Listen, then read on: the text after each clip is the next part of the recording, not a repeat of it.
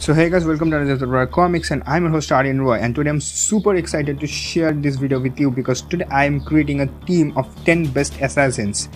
Yeah, I have just restricted the number to 10 because if I keep on going it will be a very long video, and I am including only those assassins whom I have known through the movies or through comic books. So if your favorite one gets missed, the only reason is I don't know much about him or her. So sorry for that fact. And without any further delay, let's begin. And before beginning, I want to confirm that my major priority in creating the team has been, of course, choosing the best assassins according to their abilities and keeping the team as much diversified as possible. I mean, each and every member must get a chance to contribute his or her special capabilities to the team, and there must be a limitation to the repetition of the capabilities. So I have tried to keep this team with as much diversified members. And now let's begin. And before beginning, I want to say that I have reserved 3 seats each from Marvel and DC.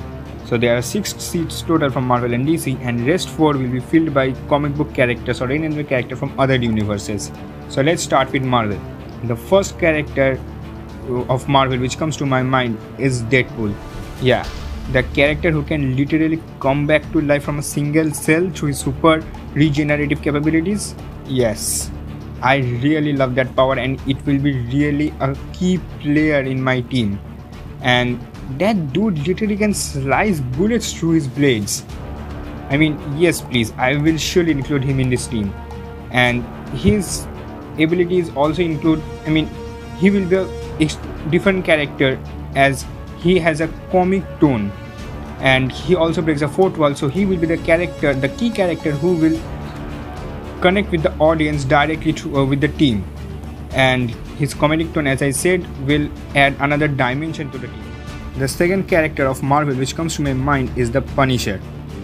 Brutality, extreme brutality, and then comes Punisher. I mean, do I need to even explain more? If you want to know how brutal the Punisher is, or how, I must use the word awesome here, the Punisher is, just watch the web series on him, man. Dude, he can literally blow everyone's mind. He is such a cool character. When he fights, he has only one thing in his eyes, and that's rage. And that's a spirit that I really want on my team. So the third character from Marvel which I will include on my team is Elektra. Yeah, I was actually confused between Black Widow and Elektra, but then I thought that since most of the characters in my team will be using guns, grenades, etc., so using Elektra will give a better or diversified dimension, as she is a deadly assassin using her 2 sides. So Elektra is the third character who has entered into the team of assassins. That's not actually a great name. Let's call it the team of assassins anyway. And now let's come on to DC.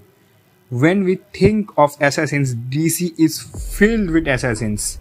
And the first one which came to my mind was Lobo. But as I said, the team must be diversified.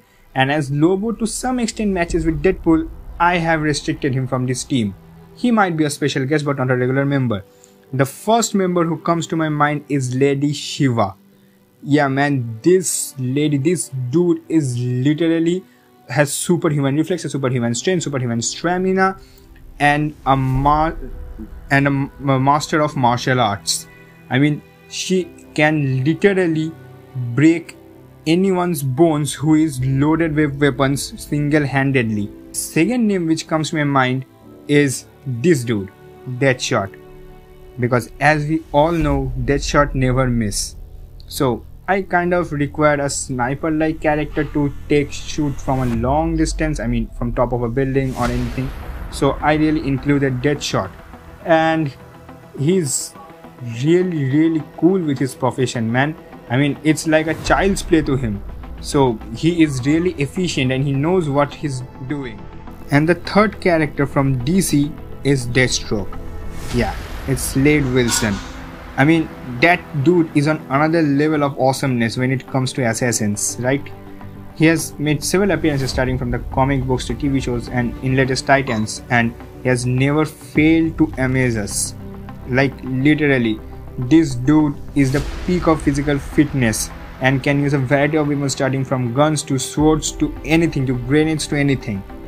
And even though he doesn't have any superhuman regenerative capacity such as Deadpool, he literally is a fearless guy, as he went head to head with the Justice League and nearly defeated them.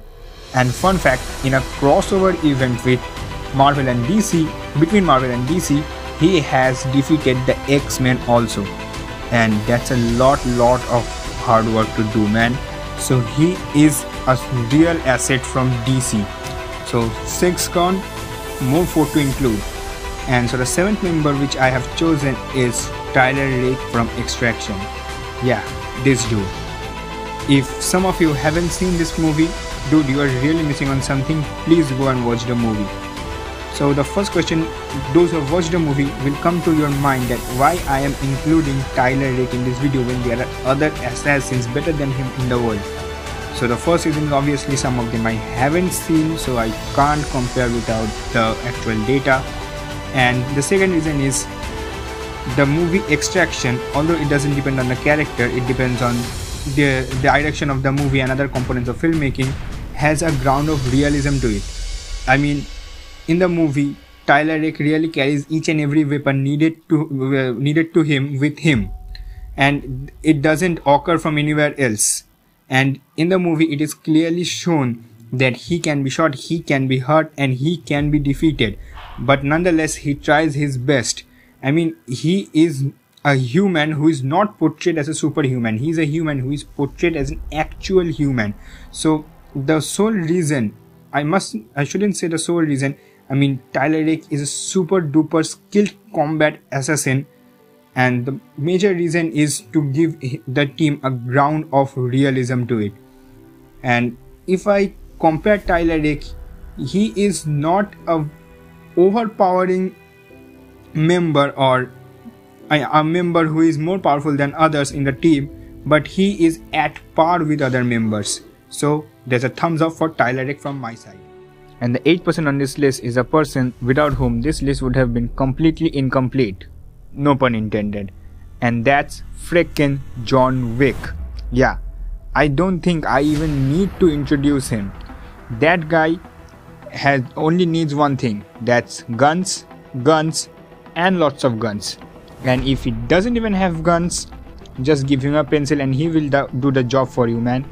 And the way he fights, the brutalness which he uses, it really shows that he probably had a military training or special agent training in his background.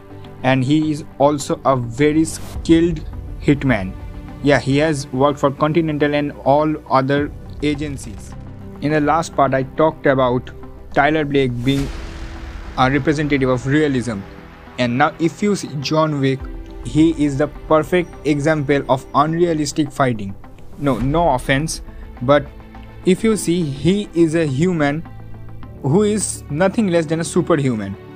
He can take 5 to 6 bullets in his body, take 4 or 5 major cuts, and again shoot anyone within his close range and literally come back single-handed. He has fallen from this height and still, although he was saved, but he was still intact. Any normal person falling from this height would have died instantly. He literally can take any blow and then jump again in a single. John Wick even goes to hunt down his prey wearing formals, that suit. Yeah, he makes his wardrobe decision very wisely. I mean, that guy literally doesn't wear any kind of protective suit or covering. He just wears a suit even though it's bulletproof and goes into battle. And that's a very awesome thing to do actually. So I would really like a character who would look like a gentleman but inside be a badass. And finally, the 9th character on the team is Agent 47 from the movie Hitman Agent 47. Yeah, he is an awesome dude, man. He is a genetically modified clone. Basically, he is the 47th clone, so he's Agent 47. He has a barcode written on the back of his head, and if he is paid the right price, he can hunt down anyone and everyone. And whenever he goes for hunting, you know there will be a flood of blood. To Agent 47, the only priority for him is completing his task. He has very less feelings which other humans feel, and if needed he can kill as much innocents as needed, but he will get the job done. He has a very calm and quiet voice, and he rarely has been shown to be aggressive in nature, and that's what makes him very interesting character. And the last guy on this list is Hit. Yeah, I know most of you wouldn't have guessed him to be on this list, but I really wanted him to be on this list, man. He is the most powerful being of Universe 6 and is the best fighter of his universe. He is nearly 6.5 to 7 feet tall, is of purple skin and red eyes, and he can give a really tough fight to any of the Super Saiyans. I mean, literally, Vegeta was in his Super Saiyan blue form and he beat the crap out of it. However, later he was defeated by Goku, as Goku realized that he had a special power, as the Hit could bend time for a small amount of time. Yes, he has time controlling abilities, which gave him an upper edge to all other competitors. And that's a pretty cool power, and that's a pretty unique power for a hitman or an assassin. And talking about that, he is known as Hito in Japanese and is commonly known as the legendary hitman or never miss hit. So that's it for today. Yeah, I know the videos have been a long one, but I guess the videos has been worth the time. And I really thank you all for watching this video. If you have watched till the end, I really appreciate that. And there's a like button, dislike button, and the red one subscribe. It's up to you what you will press. Until then, peace.